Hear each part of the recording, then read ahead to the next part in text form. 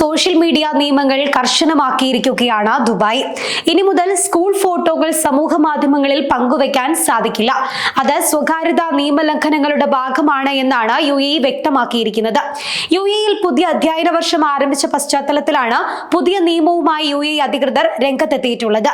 ഇനി മുതൽ വ്യക്തികളുടെ സ്വകാര്യത ലംഘിക്കുന്ന നിയമങ്ങൾ രാജ്യത്ത് അനുവദിക്കില്ല. ഗുരുതര പ്രത്യാഘാതങ്ങളാണ് ഇതിന്റെ പിന്നിലുള്ളത് എന്നാണ് നിയമവിദഗ്ധർ വ്യക്തമാക്കുന്നത്. കുട്ടികളുടെ അനുമതിയില്ലാതെ ഫോട്ടോ എടുക്കുന്നതും അത് സോഷ്യൽ മീഡിയ വഴി പങ്കുവെക്കുന്നതും കുറ്റകൃത്യത്തിന്റെ പരിധിയിൽ വരും.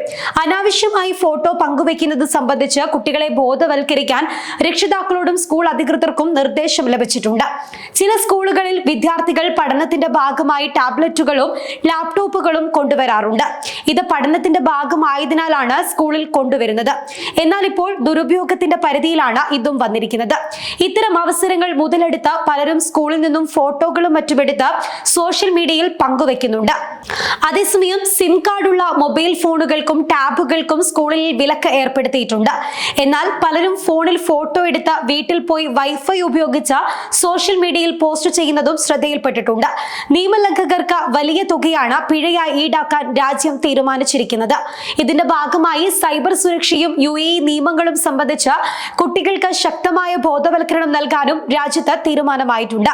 നിയമലംഘകർക്ക് വൻ തുക പിഴ നൽകുന്നതിനു പുറമെ സാമൂഹിക സേവനം, തൊഴിലധിഷ്ഠിത പരിശീലനം എന്നിവ പോലുള്ള ശിക്ഷകളാകും നേരിടേണ്ടി വരിക എന്നും അധികൃതർ വ്യക്തമാക്കിയിട്ടുണ്ട്.